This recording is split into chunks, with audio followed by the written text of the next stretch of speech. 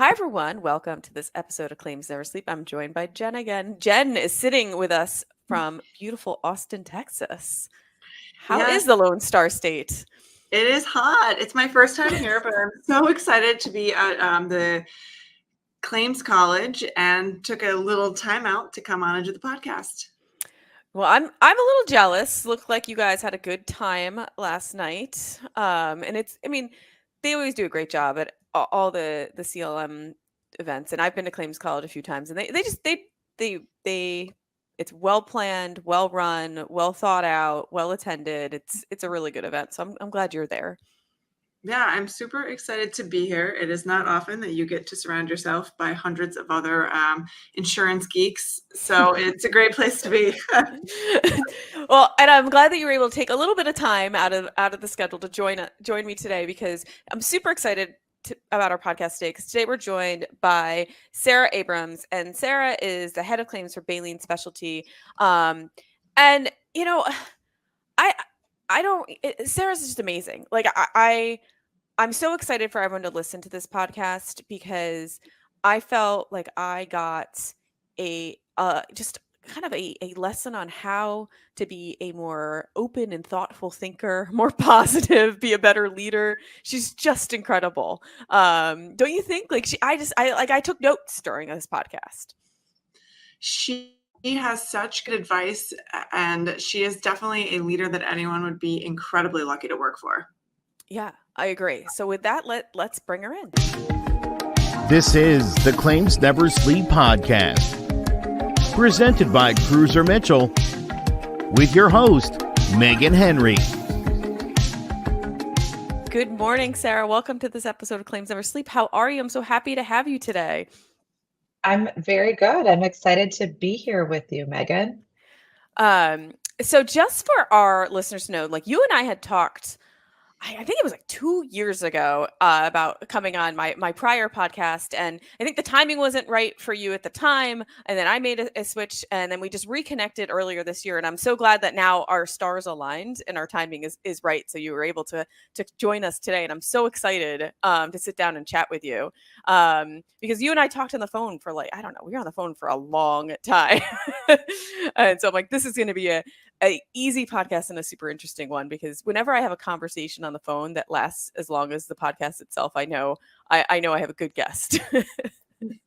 Yeah, I think that my family and friends would all say that I'm very capable of filling time with talking. So I'm certainly, for this podcast, probably a good person to go back and forth with. But it was a really nice conversation. So I'm very excited that we actually get to do this in a recording and have it produced and then put out there. Yeah, same. So, if for everyone who listens to this podcast knows that whenever I really want to get to know the background of my guests before we really get into the meat of it, because we've all had different paths and how we got to where we are. And I find that to be fascinating and interesting, because I love to hear everyone's story, because no one has the same one. And just how you got into claims and how you got into law school and how you decided to get there, it's always so different. So tell us, like, what was your path to law school? Was it something that you knew you wanted to do? Or were you like me, that you're like, I don't know what else I'm going to do, so I'm just going to do this? Yeah, it's actually really interesting, because I had this conversation last night, and when people talk about how did I get into insurance, very few, I think, children, adolescents, and adults dream of a career in insurance. And for me, it was really timing for law school. Again, like last night, I was at a happy hour, and I always joke there's a reason I'm not a broker or underwriter, because I really am, like, done with people. I'm an introverted extrovert, or vice versa, where if I'm with people, I'm like, oh, this was a lot.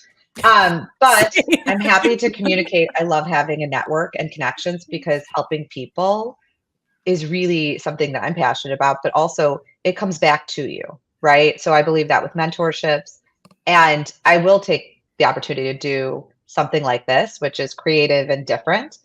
And I also am happy to get a bite to eat, have a cocktail, and meet, our relationships, if they're legal vendors or if they're other colleagues that do what I do or work at different companies, because you can learn something. So I always knew I was a connector early on because I was brave.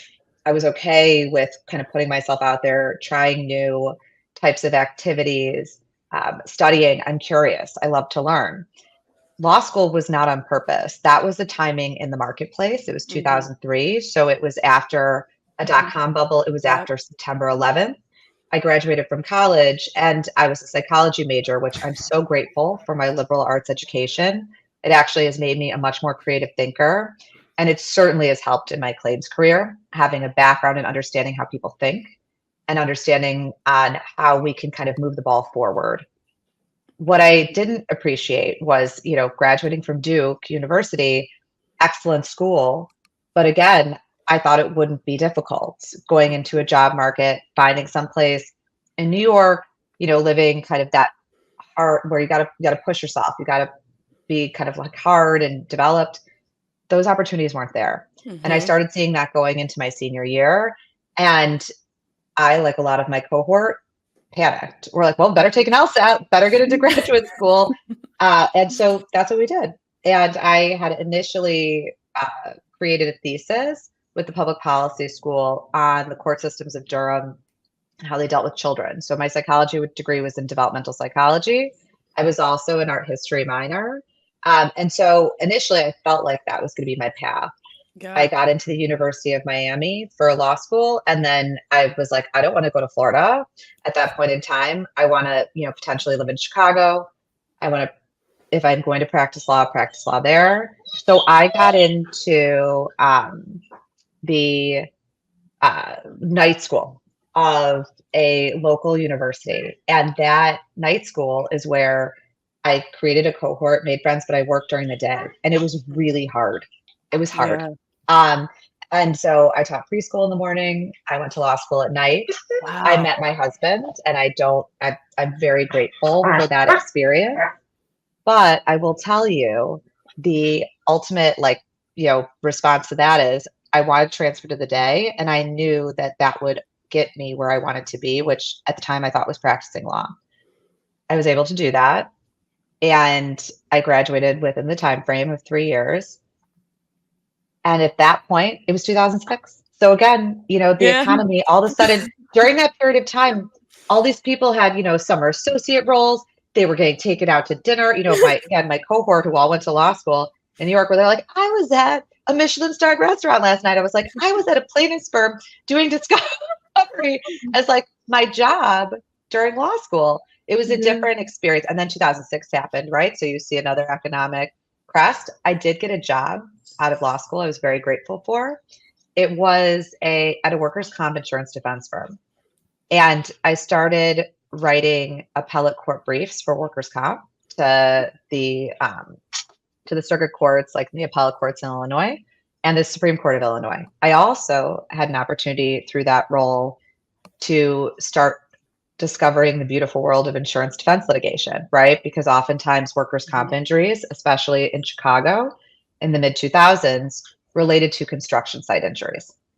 So we would have kind of the comp case at my law firm, and then we would have a coverage case that was tangential to that, or that was litigation where we'd be representing the employer in a third party litigation with bodily injury at those construction sites. So, that kind of exposed me to the world of coverage. And I was like, I kind of like this. Again, being curious, being a liberal arts major, being open-minded about the experiences and understanding this is where I'm at. How do I keep learning more? How do I keep growing? And I then found a role at a second insurance defense firm. I was moving because I wanted higher compensation. I kind of reached my career crest at the initial firm I was at. And that second firm had a department that handled professional liability claims and reinsurance. So again, another opportunity at a firm to take advantage of learning different areas of insurance. I was kind of in it at that point. Yeah. And at that second firm, I started working with my prior employer, which was Markel, on professional liability cases. It was great. I loved learning about the coverage component of how a professional liability policy is different trigger, different exclusions, different types of management of those cases. I also realized at that law firm, I didn't want to have a billable hour. I was pregnant with my first child, and then I went on maternity leave. And during that maternity leave, I used my network. So, in the years I was at these two firms, I started developing this incredible network through, other coverage lawyers that worked at different firms, but also this organization called the Armadillo Club, started by a woman named Linda Weaver. And she is the ultimate networker. If I talk about somebody who makes connections and does it because it's something that gives her joy, that is her. And she would have these meetups with different coverage lawyers. The Armadillo Club was started by women in the mid-90s who were all coverage attorneys. And it was named after an exclusion called the armadillo exclusion that exists like only in Texas for property damage that occurs as the result of a naughty little armadillo. So they thought it was so funny, these women in the middle of coverage litigation, they're like, what is this endorsement? That it became the name of their group. And by the way, this group is incredible. It's on LinkedIn. It's hundreds of lawyers across the country. It is for both men and women or anyone who feels like they want to join. They're coverage lawyers. And God bless Linda, because she really has created this community. Yeah. And because of her, I started talking to anyone I could that worked for an insurance company. What do you do? What kind of coverages do you provide? What does your life look like? What does your day look like? Tell me about, what if I did, other than the idea of, okay, I don't want to be a partner at a law firm. What would, if I do move in-house? Well, and this included brokers, reinsurance, executives. Again, it's leveraging that network, which I'm so grateful to have. And eventually, luck would have it, my work for Markel was really strong. And one of the claims attorneys I was working with said, hey, we have an opening. You should apply here. And it was a professional liability claims professional role. And that's where I started. And it was wholesale business. So meaning like it's on the surplus market, it's harder to place. Every kind of professional you could imagine. And it was learning by fire. So that's how I got to learn every kind of policy, every kind of claim across the country. And I'm super grateful. But it was really, I think, the network and taking my time and talking to other professionals about what their experience was. But that's how I got to where I am. I wasn't born into it, just doing it. Well, and we kind of had similar paths at the beginning, because I too graduated college around that same time. Had a psychology and math. And like the job prospects, well, at the time I thought I was going to medical school, so that was a whole other thing. But I just remember so many of my roommates and friends who were in the business school, like they were having like real job interviews, like real jobs that make real money. And I was like, at the time, I remember thinking like, I'm so glad I don't have to deal with these job interviews because they sounded really, really hard. But then they all had jobs. And I was like, what am I going to do with my life? So, and the same thing, like when I graduated law school, it was the same downturn, that there were just the jobs that I thought when I went to law school, I thought I was going to do. I was like, well, there's not a real estate transactional job out there, because there's no real estate transactions. They're not hiring new associates to do that. That's for sure. So it's kind of like these economic turns definitely kind of pave or shape the way that you're going to go. Just because of that's the market at the time. You got to ride the wave. Yeah. I'm, in terms of where it's coming and seeing it, the beautiful part about insurance is we are the undercurrent of the economy. We support everything. There is not a business that can operate. There is not a home that can exist. There is not a car that can be driven, right? We are the pulse. And so being tangential to that, either really in it, you're selling it, you're handling claims in it, you're a lawyer that works to make sure that the insurance purchased is providing the coverage that was purchased, which includes a lawyer, oftentimes, depending on the type of policy, or that's trying to examine whether or not the insurance actually applies. Like, we are in and of itself a pulse, right? Yeah. And I think that that's kind of exciting when I tell people that, because especially, during my work previously at Markel, when I went from a claims handling role to more senior positions, including a management and a director role, and then moving on to Bowhead, which was a really exciting, opportunity for me going from, potentially a bigger company to a smaller company and building. I think that recognition, right, in the years that I worked both at the desk and seeing those claims come in, communicating with individuals, which are almost always at the worst day of their life. Like you're not calling insurance claims and you're not reporting a claim unless something has happened, Right. right? You need your coverage, you need help. And so I think that the other opportunity that, we talked about, Meghan, is being able to have with an insured, right? That first kind of conversation. Mm-hmm. It taught me a tremendous amount, right? In terms of, I thought I was empathetic. I thought I had patience. I thought I could deal with conflict pretty well. There is nothing that prepares you to do that. Obviously, aside from practicing law, when you do have to prepare for real conflict, but like knowing that that conversation is happening, usually on probably one of the worst days that this person might be having, it has been tremendous, both personally and professionally, to like have that experience. I really cherish it and I'm grateful for it. And it certainly takes, like, you have to try to not take things personally, right? Because that person is having the worst day and they are going to take it out on you, whether you like it or not. And you have to stay cool and calm and collected and reassured, but you can't make false promises either. Like you can't say, oh, we're going to get this all fixed for you, because you don't know. You got to make sure it's covered, right? So. Yeah. And I will tell you, having those, I always say there's 3 things, right, in a professional career that are super important. And when I mentor and I talk to other young professionals that are coming up in our career, but I hear it, in other sectors, it is crucial to have influencers, advocates, and mentors.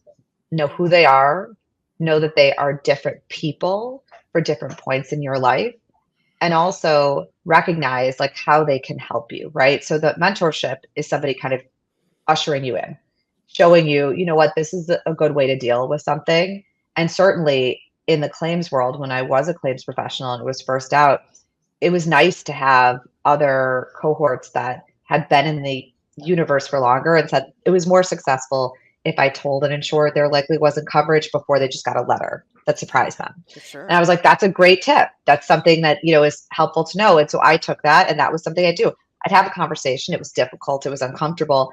And insureds weren't really happy to hear that, but it prepped them.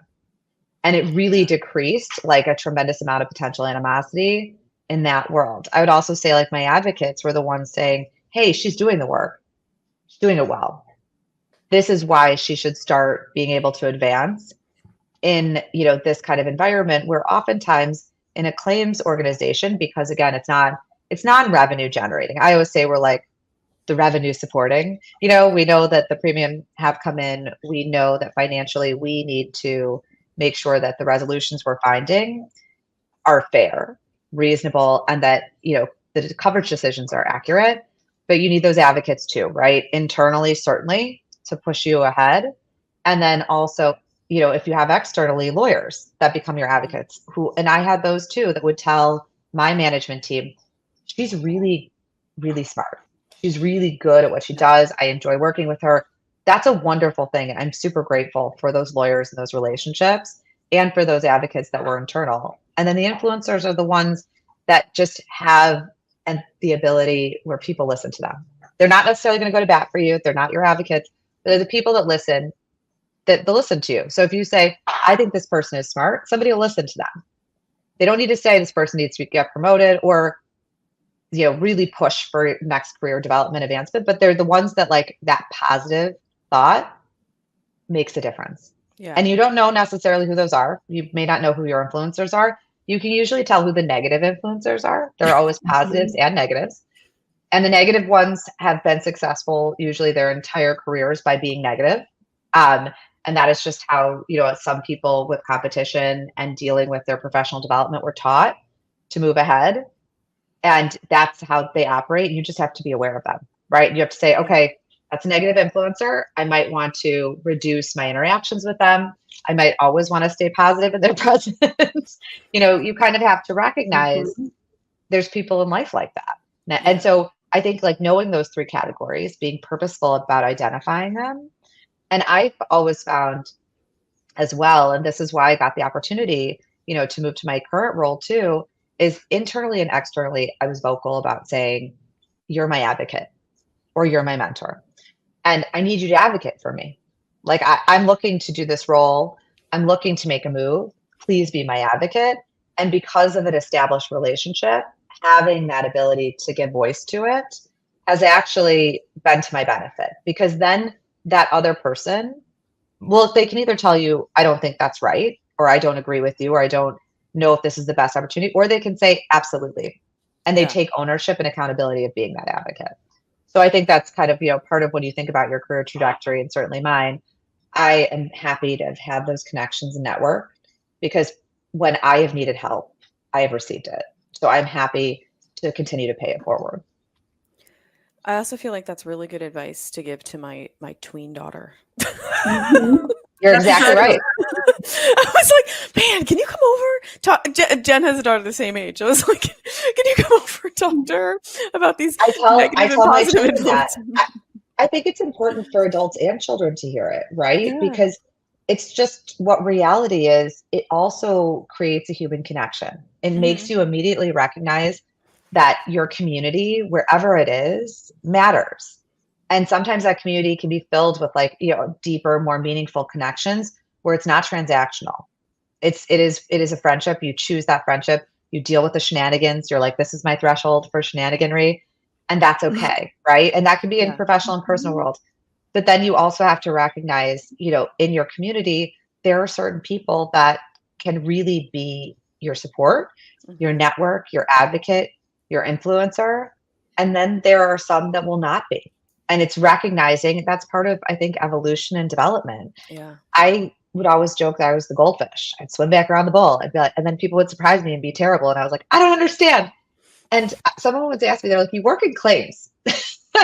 The type of claims you handle are everything from like a public company, potentially having some massive fraud going on in the background, right? That's being investigated, to really yucky employment claims, right? Really yucky public employment claims, to a death, and still seeing how humans have created the chaos. They've created the circumstance. And yet I'd still swim back around the bowl and be like, everybody's great.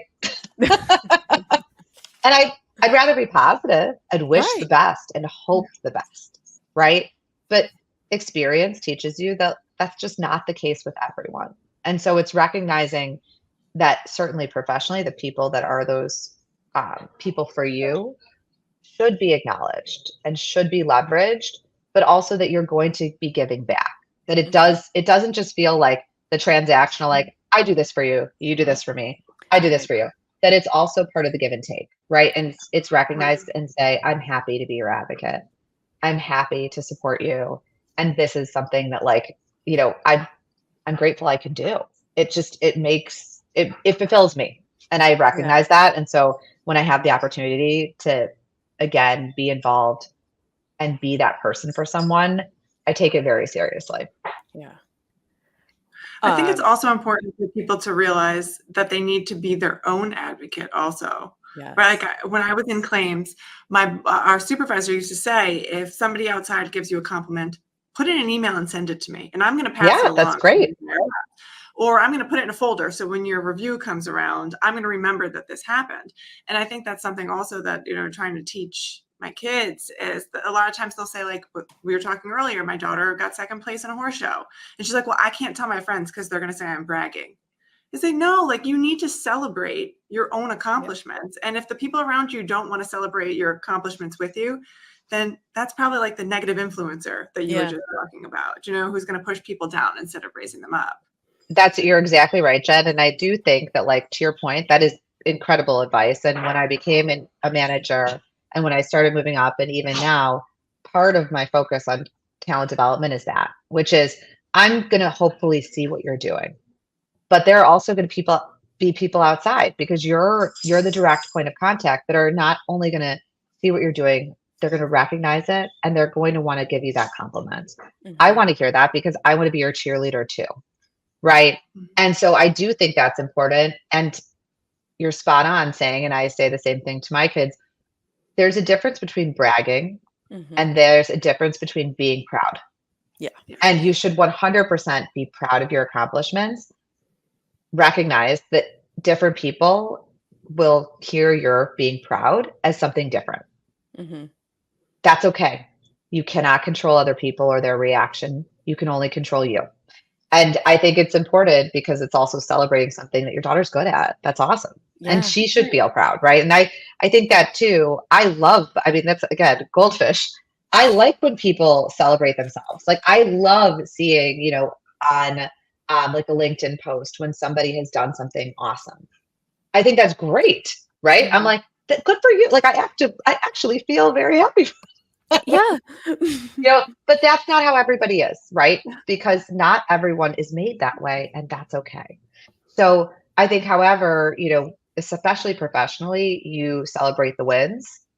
Think of it as a win. And I think also lawyers and claims, because we are on the reactive front, not the proactive, like I've had the opportunity because, once you kind of move up in insurance organizations and you have really the opportunity, which I love, and that was part of when I moved to more of a smaller startup, is the most exciting piece of it is really getting to interact with other executives, right, that are starting something and learning from them, right? I think actuarial is so critical because they're pricing, but they're also trying to follow trends, and they're also trying to determine how loss picks are going to be and how ultimately to interact with finance and do the appropriate investing.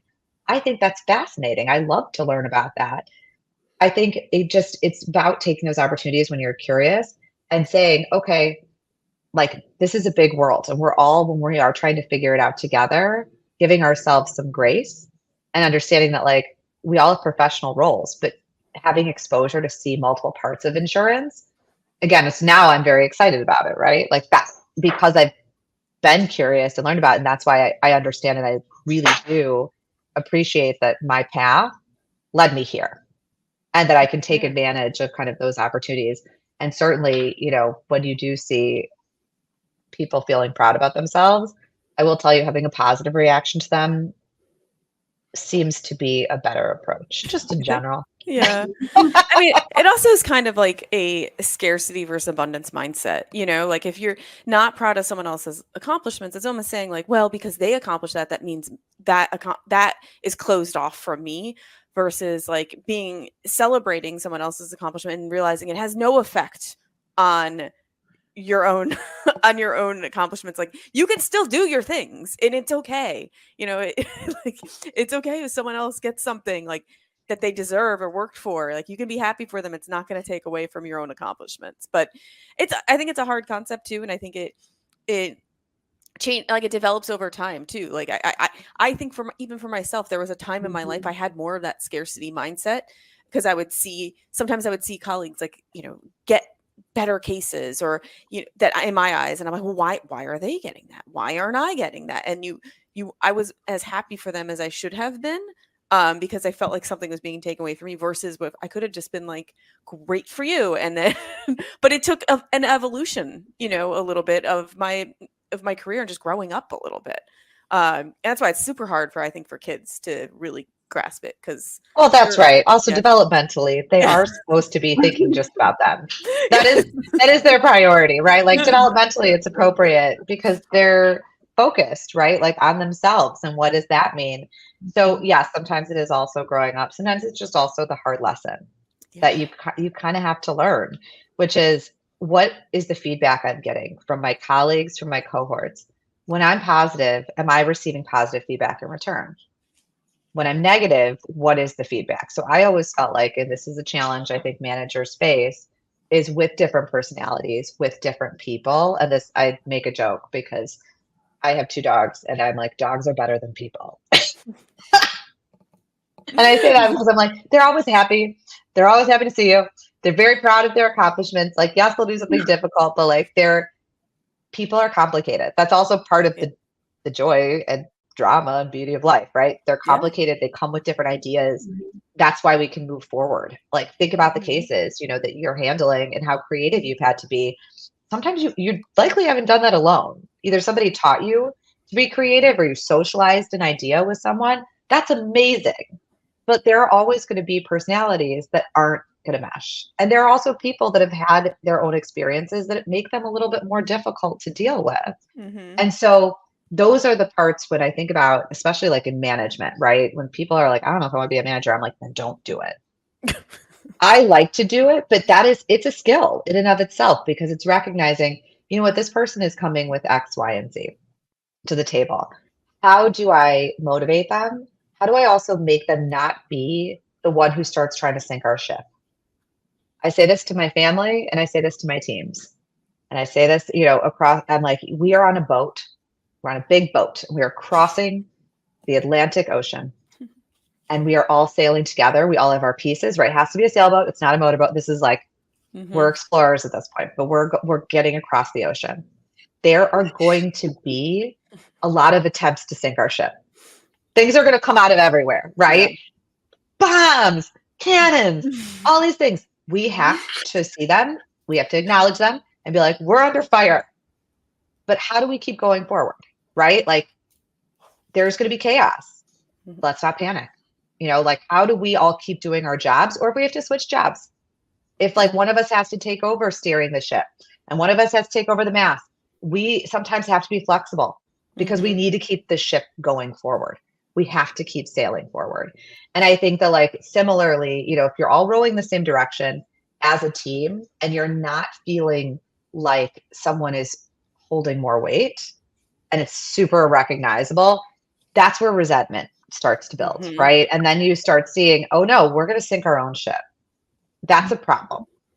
Like, other people can try to sink it, but when you're sabotaging your own ship, that is, I think, certainly from like a management and a leadership perspective, where I get the most amount of consternation and concern. And I'll tell you, in the claims role and overseeing kind of situations where companies have had major issues, it usually is from within. Like, it's somebody, it's like a sinking of ship, and it could have been things that we're building. And of course, Monday morning quarterbacking is what we do because we're lawyers and claims people. And you're like, oh, didn't you see that happening? Like 3 years ago? Yeah. That's easy to do. But usually somebody saw something, right? Or something was like there, but not addressed. And so I do think it's important to have awareness at all points in time of like how your team is operating, how your relationships are operating, so that you can reassess. So I always, come from the place of quarterly reassessment. So every quarter, I'm like, what are we doing? How is my team? How am I? Like, how is the universe? Like, what? Because usually that's enough time so that it doesn't feel like you're in panic mode or you're like, oh my God, all this stuff is going on. You're like, okay, let's give it a week. Let's give it 2 weeks. Let's give it 3 weeks. You kind of get to like a quarter. Okay. Like, this is what's happening. Am I okay with this? Is there something I can fix? Is there something I can change? And what support do I have to do that? So you're transitioning this very well into the meat of what we want to talk about too, is, building a claims team. And first of all, it's like, I would love to work under you. So, like, you have such a great mindset and like a great leadership and aura. I think you have a great aura. Thank you. That's so nice of you to say. Thank you. Well, and it's like, it seems as though it's like you lead with such a positive example, and even just what you're saying about revisiting things quarterly and not to have a panic, but be like, okay, how am I doing? How am I feeling? Where's my mental state? And how's my team doing? Let's recheck, let's rein it in. And so you don't get too off course and derailed. And I think that part of that, going back to like, where do I start? For me, to be honest with you, it is like a little nerve-wracking, right? I've never done this before, which is exciting. This is new to be able to build a department. Where do you start? And I think part of what I'm doing is seeking out feedback from cohorts and other organizations. I had an opportunity to go to a law firm event where I looked at the attendee list and I said, there's going to be a lot of really good people here that are at all stages of their career in the claims departments, right? At different companies with, different levels of experience. I want to take advantage at this firm event. And to be honest with you, this is why I go, It's the same thing, by the way, with professional organizations. When they have conferences, I didn't always understand in my career. I was like, is this, and I love speaking at them. I love preparing for them because they make me learn more and feel very secure on it, whatever I'm talking about. But actively going is extremely important because having the opportunity to talk to other individuals and hear their pain points, right? So in my head, I'm thinking, okay, well, we need to make sure that we have, system integration, and how is day one going to look like for somebody who's handling a file or when a claim comes in? How, in my experience, have I had real headwinds where it's been a challenge to just, do my job, and how can I use this experience, to make and build something better? What really helps is talking to people at different companies and saying, hey, what's going on, at X claims organization? How do you feel? And, you kind of have to brush past talking about different personalities, right? And how talent is managed, and people feel differently about whether or not they're being recognized or what their performance reviews look like. And that's okay. I'm like, okay, great. Get it. Sometimes there's conflicts. Tell me about your job. What is the hardest thing that you're doing day to day? Are the files not being set up correctly? Is the policy information wrong? Do you feel like there isn't, when an insured is submitting something, that's not coming through to you? Day to day, a perfect file.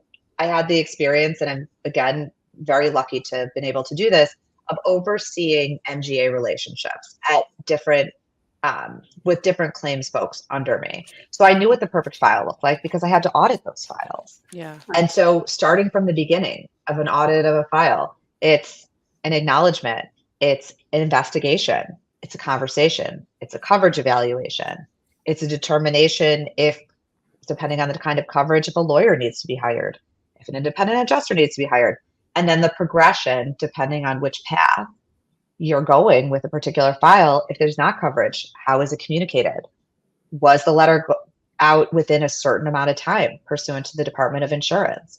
Each of those pieces I had to know by heart because I had to grade basically other organizations on how well they could do it.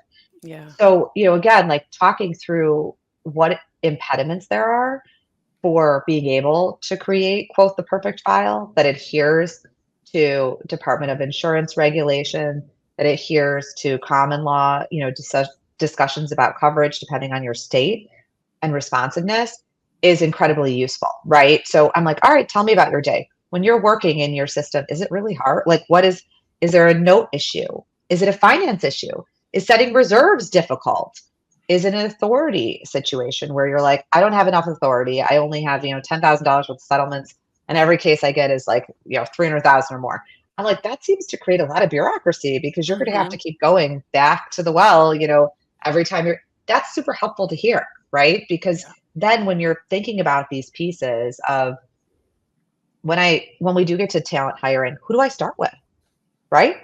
Who's your first hire? Is it somebody that's a desk adjuster who's going to be, on the ground, picking up, going through BI, property damage, excess casualty, that kind of file, and, being able to churn it and then, assigning it out and do it? Or is it going to be a lawyer?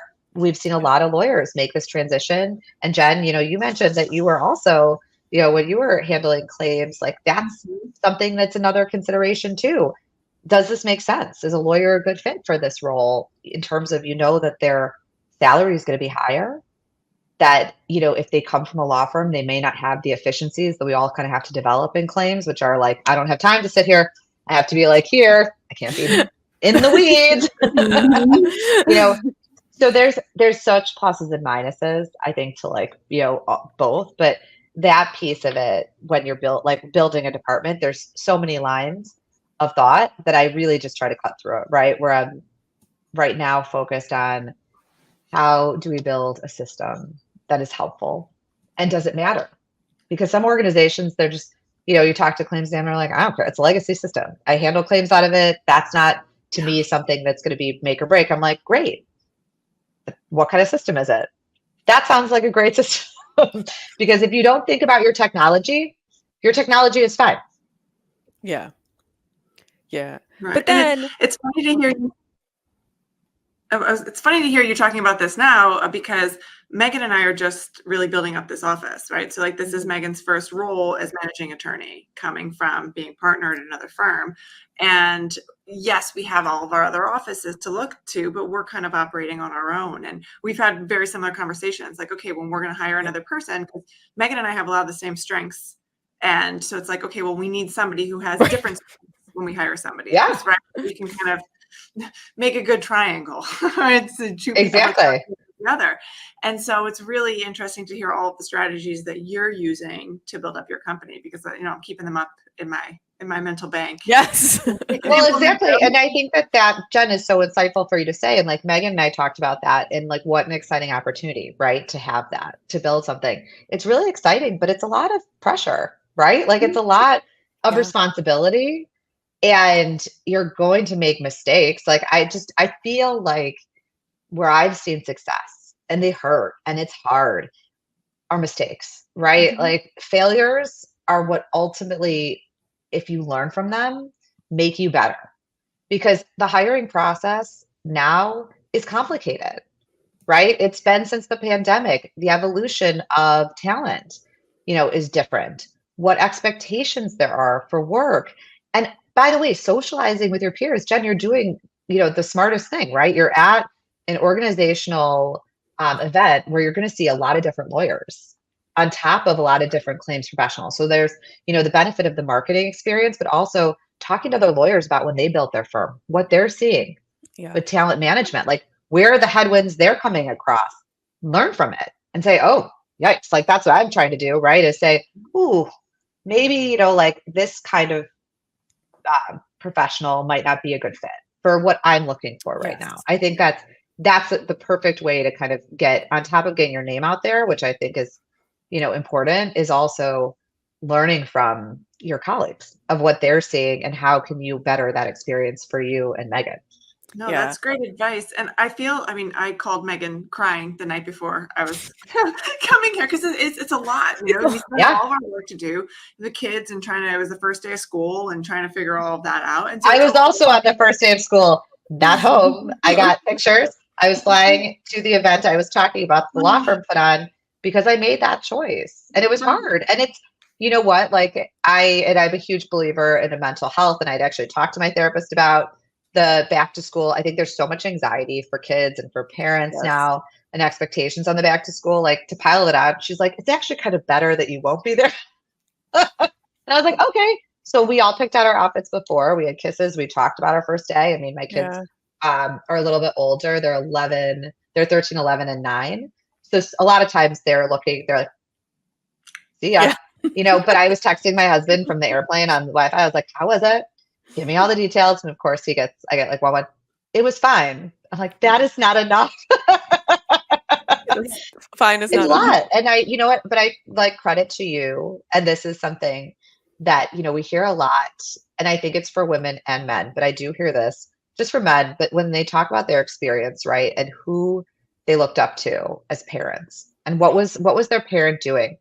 I will tell you, and my kids see it, and I do get acknowledged for it, that demonstrating that you can work hard and have a career and a life that's fulfilling, enriching, and this is what you are going to school for. Like your first day of school is the first of many in your educational and professional development. So whatever your path is, I think having role models that are doing the work, that, you have to make hard choices. And I said that to my kids. I said, I love being here for the first day. I won't be there tomorrow. This is what I'm doing. This is why I'm doing it. You may understand it, you may not, but like, I love you. I'm going to be home that night, which I was. And I was like, you're going to tell me all about your day. And I can't wait to hear about it. And or you're going to have a FaceTime call and say, tell me about your day. This is the best part about technology. We can do that now. Yes, it is. Dogs. Yes, we had our first day today, but I sometimes I feel like as a mother, you're more anxious than that. I mean, at least for my younger one, she didn't care. She wasn't anxious at all. My older one, she was going into middle school for the first time. Like there's a little more anxiety there. But like I'm like, I can't wait till you come home because I want to hear about how everything went. Even though, how much happens on the first day. The drama happens in like a few weeks. Right. Or leading up to it. There's some big feelings there. Yes. Mhm. Um, But it is go ahead, important, Jen. I think, to come to these conferences. I mean, and not only, like you said, like the marketing and to talk to other people, but even to reconnect with the other people at our own firm, right? Because Yes. we're scattered all over. So it's nice for everyone to come together. And I just feel like when I come to something like this, I leave rejuvenated, right? Especially I work from home. I'm completely remote, as is Meghan. And so sometimes like we text throughout the day, but you do feel like you're kind of floating on an island by yourself. You know, am I really part of a team? What's happening? And then you all come together and you're part of this bigger community and this bigger idea and this bigger industry. And as you said, it is, the insurance industry is so important to the economy in general, to the world. It really helps everything in the world go round. And so it's kind of nice to come with all these other insurance nerds, you know, and to get together and to you leave excited. Well, and you talk about what's happening, right? So because of the change in kind of the labor force and the economy, that isn't uncommon to have a remote workforce. It's not.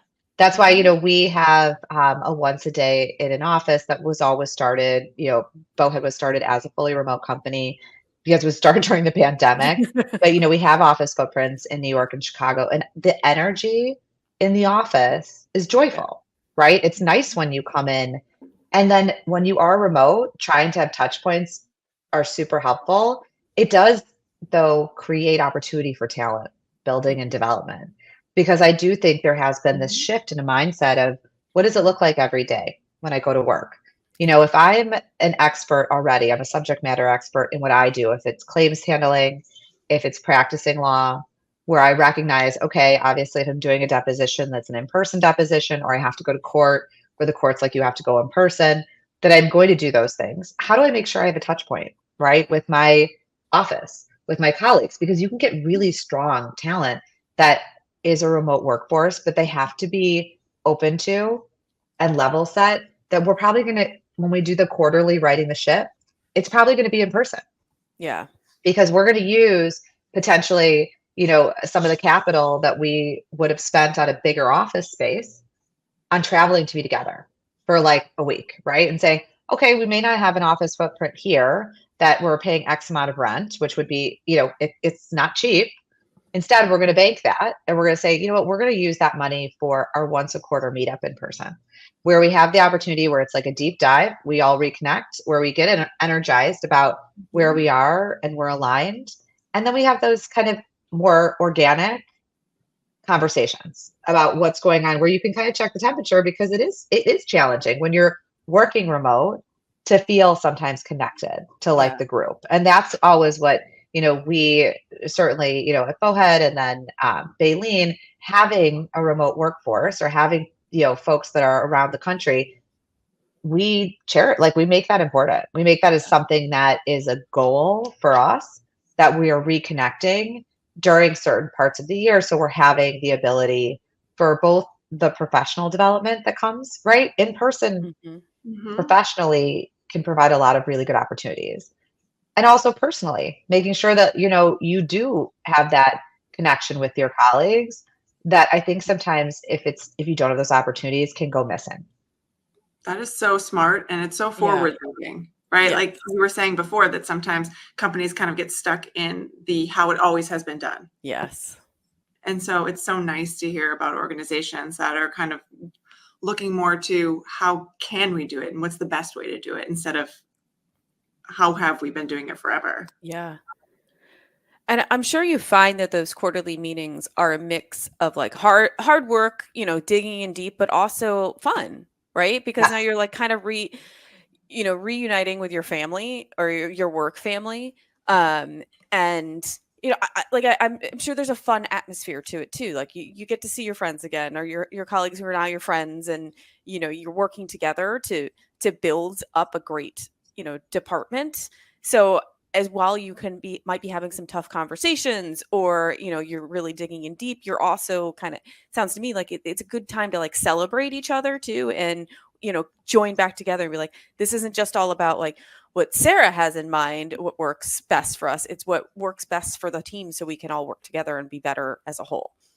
That's right. And I think, again, making sure that you're purposeful in setting that up, right? So as you develop a department, as you find individuals that are professionally, strong and capable, I think you start from level setting from day one when you're interviewing them and you're saying, hey, are you going to be a part of my team? When you say, this is something I expect.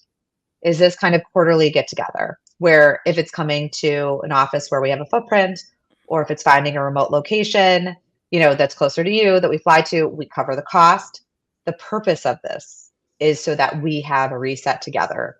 And like that in person, you're having moments with me that we're engaged and we can talk about, what's working in our, in the claims organization. What, what's really bothering you? Because tech stuff will happen, right? We all work in technology. We live in technology. And it's gotten better since, most of the workforce was at home and now is like re-entering, like it is developing. But those are gripes, right? Those are daily annoyances or things that come up, or like dealing with a difficult client, dealing with a difficult insured. Those are day to day. That's our job. But really like bigger picture, those things happening a lot? Like, do you feel, like asking those questions, like, do you feel like you're having more combative conversations? Why do you think that is? Like, do you think it's, is the policy coverages? Like, what's bothering you about, continuing to feel like everyone is upset when they talk to you? That's hard. It's very easy, especially in roles like ours, where we are dealing with people that are aggrieved. You're absorbing it because you're hearing them and like you're absorbing it because you're like, okay, I understand you're aggrieved. I understand, like, and you're also trying to move it back towards what is the pain here and how do we resolve this and how do we get a result that, for our companies, for our law firms, for our insureds is palpable. That's a lot of work and it's exhausting and it can really, take a bit of, draining. But if it's draining too much, you do need those moments and you need to kind of tell, like you can say to somebody, give me a heads up if this is too much. When you put that on someone else, like depending on the personality, they may not come forward with that. They may not be like, this is too much, right? It's really about kind of sometimes chipping away around that conversation and being like, oh, so this is happening a lot? What, like, do you think it's something with the policy, communicate? And usually individuals will be more forthcoming about what's happening. And then you can say, okay, well, like, let's try to talk around this. Like maybe your strength is in this area and we can figure out a way so that it doesn't feel so heavy. Because that's also, I think, an issue with turnover too, right? Is people are like, well, the grass is greener over here. Like it's going to be so much better. I'm going to leave this and I'm going to have all the time. I'm going to be happier. It's going to be less stress. I have yet to see anyone in life. I mean, that's not true. I've seen some people who have no stress, but there are very few. Yes. And I don't know how they're supporting that lack of stress. Like I have no idea, but that's not my life. And that's okay. Like I'm good for them. I do not feel any ill will. Good for you. That's just not realistic. And certainly not kind of in the roles that we have.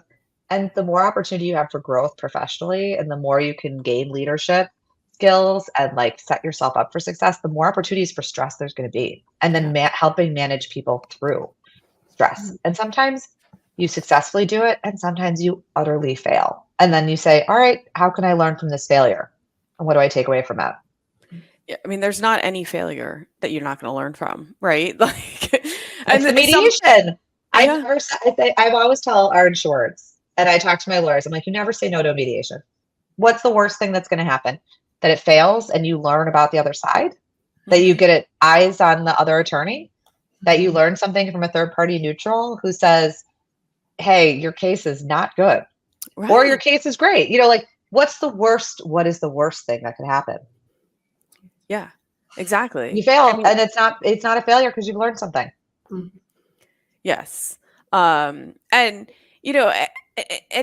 mean, you can, I think the best thing about doing early mediation too is just getting those other eyes on your case. Cause like, let's face it, like we can all have some blinders, and even though you want to be as open-minded as to your weaknesses or whatever, getting someone else who has nothing to do with it and pointing that stuff out to you is extraordinarily helpful. And eye-opening sometimes too, because you just get caught in the weeds. You can't help it sometimes. So I'm going to tell you my most traumatic mediation story because I think it's incredibly important, and it sits here. It sits here. I maybe had been practicing law for, I think I was maybe still at my first firm, and we had an insurance client, and it was a bodily injury case, and we had a mediation, and I was, again, of a different age and female in a room of mostly different aged males. Mm-hmm. And it was a big plaintiff's attorney that had this case of mediation. I had a certain amount of authority. I was grateful that the partner I was working for gave me the opportunity to participate in the mediation. And that mediator smelled blood in the water. He was like, this is someone who is new at this. This is someone who I'm going to go to first and push. And I will tell you, I thought I was okay. And of course, my client was on the phone and not with me. That made it even harder because he wasn't in the room.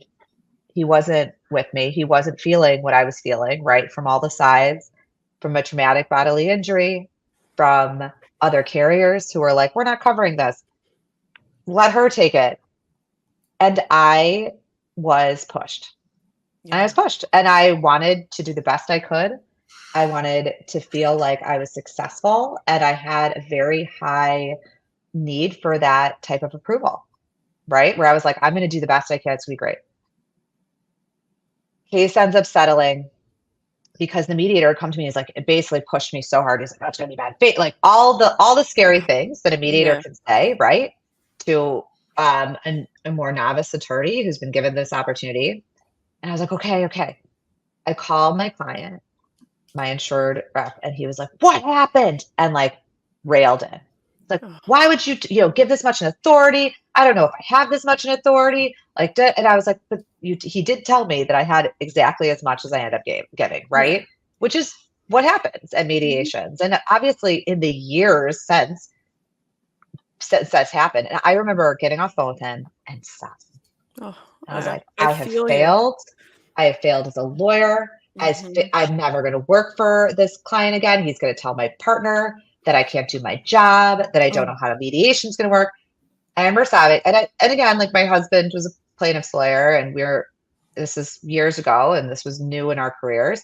And I remember like talking to him about it, and he was like, it's okay. Like it's not like you gave money you didn't have. Yeah. You just gave the money you had. What that taught me, other than a myriad of things, was number one, never to bow to that level of pressure again, right? Because I was like, this is nuts. I thought about it. I thought about the experience. I thought about how I felt. I kept being like, why did he keep coming back to me? And then I also thought about like how my client was treating me. He wasn't there. He wasn't in the room. Like he had no idea of what was happening during that mediation. And so I was very purposeful in my career. And especially when I moved into being a claims professional and I had young kids, I did travel for mediations a lot. And there was a reason why. We didn't have the Zoom, really part of becoming as more normalized as it is now. But because I learned from that, because I didn't want to be that client who was screaming at my lawyer that they gave all my authority without knowing what was happening, right? Yeah. In the room. I also learned that I can add value other than just being the person who gives authority. Being a lawyer who now has, got hundreds, thousands of mediations that I've attended or been in management overseeing my cohort attending, I can teach and I can give my feedback like to lawyers that might be starting in their career, right? And it's going to look a lot different than what I experienced. And definitely, again, that is a moment in time. I remember sitting, I remember exactly where I was. It was like visceral.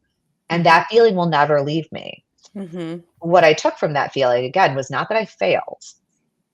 What I took from that was, how can I do better than the mediator, than myself, and then this client?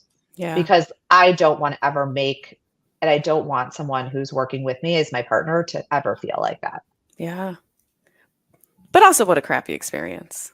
Yeah, it was definitely not my favorite. And but it was bad. But it happened. Like I can't change it. It happened. And like, I can learn from it, but I can be better for it too.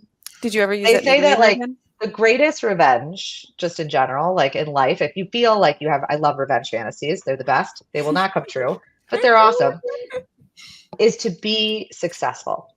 Like, don't worry about the person or the company, whatever your grievance is, whatever your revenge fantasy, whoever that is that's focused on. The best revenge is to be better. The best revenge is to be successful. And it's okay to feel crappy and it's okay to have animosity, but make it productive so that you're better. That is the best play. And I take that to heart, and that's how I live my life. And it's a lot happier of an existence. Yeah. Although I do still love a revenge fantasy. So, but have you used that mediator again? Yeah, I did. And the times I came up against him, like years later, it was a very different experience. Well, I'm sure it was. It was very different. And I knew better. I learned. Because guess what? Like, sometimes I probably wouldn't have picked him, but I also wasn't like, no, because he got case settled, right? Like, he did his job. The reality is like, he gave me the prep. He did his job. And when you know what a mediator's job is, when you go into mediation, like, that was new to me. That was one of my first experiences, right? Like, I didn't have that understanding and education about the job. Once you know that's their job, you're like, okay, now you can play ball. Well, I get it. I know, but I have been in similar shoes as you in that scenario. Like, again, it was early on, and getting the trust from the partner. And I do remember my first mediation I did by myself. I went to a very senior associate, and I was like, I'm going to the mediation by myself. You know, what do I do? Like, what do I bring? And this was his advice. Not great advice. He said, just bring crackers. That was his advice. Okay. I was like, not helpful. That's not helping me at all for this experience. I did bring crackers, but I mean, like, I guess, but what mediation group are you going to that doesn't have snacks? I would never use them again. You'll use the one who berated you, but if they don't have snacks, right? I mean, that's always where I set the bar. What does the lunch look like? Where are we ordering from, and what are the snacks? Yeah. I don't care if you come after me hard. That's really what matters. We all need sustenance. Yes. But I did learn a few things, I guess, but I also learned not to go to him for advice. I think that's what that's the takeaway. That was not the most helpful advice you've ever heard. No, definitely not. Well, I'm not surprised, but we are so much out of time. And I don't even know if we scratched the surface of everything I want to talk to you about, Sarah. But before we close up, though, for today, we might need to do a part 2. Of course. I'd be happy to do it. Like I said, I kind of look at this experience, and certainly, especially for you both growing a firm, like, this is something that if we together can have a conversation and socialize ideas and talk about what we're seeing and like where our pain points are to the benefit of those that are listening to the podcast, that's great, right? Because we can potentially get feedback from this conversation where maybe somebody listens to it and they're like, I don't think I agree with that. And that's okay. Or they're like, yes, I'm seeing this. Are you seeing this? Like, it's about having kind of a dialogue, which I feel like we really did here, and I'm happy to do it with you both, because it's a learning. We're here. Like, it doesn't matter how many years of professional experience, institutional experience, life experience we have, like, the successful ones are still learning. And like, be curious. So I'm always happy for a part 2. This was really fun. And like, thank you for putting up again, because my dogs are my best friends. They were around. They're usually pretty good, but you never know what kind of squirrel or other critter might make them feel like they need to participate. But I'm lucky that we were able to do this. So thank you. Yeah, I took notes. I don't often take notes during podcasts for myself, but I have notes down here. I was like, Jenn and I need to talk about. Sure. It says here, if you want to talk offline, I'm available. Always happy to do it. And you know, it's interesting. Meghan and I both also went to a liberal arts college, and this is the first time that it really made me think, is that what makes people just so curious? is that learning for the sake of learning and just for the sake of knowledge and to ask the questions. And it continued on. And this is by you saying that was the first time that I really put that all together. I'm a big believer in it. I really do think it makes a tremendous difference, is like to open-mindedness and curiosity. It really was helpful for me. And I think when I talk to other people, like sometimes the liberal arts education kind of gets a bad rap. I think that it really it creates people that think outside the box sometimes. And we need those. We need the ones that are going to be able to solve problems. And that I do think comes oftentimes from an education that is a little bit more rounded in lots of different fields and subjects of study.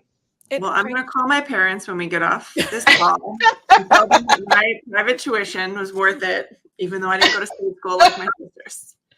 Well, I'm so glad. Let us have children who also call our parents and thank us for footing the bill for education and how well we've done as a result. Although when I think back to school, though, I think the classes that I remember the most are those ones that I was forced to take because of, having the general liberal arts curriculum. Like those are the ones I remember. And I'm like, wow, that was an interesting class. I don't remember a lot about my subject matter classes. Like I don't remember anything about, complex numbers and all the crazy math. Certainly would have forgotten all of it. That sounds difficult. Yeah. I'm now, going to dread when my kids take calculus, even though it was one of my favorite classes. I'm like, I don't remember any of that.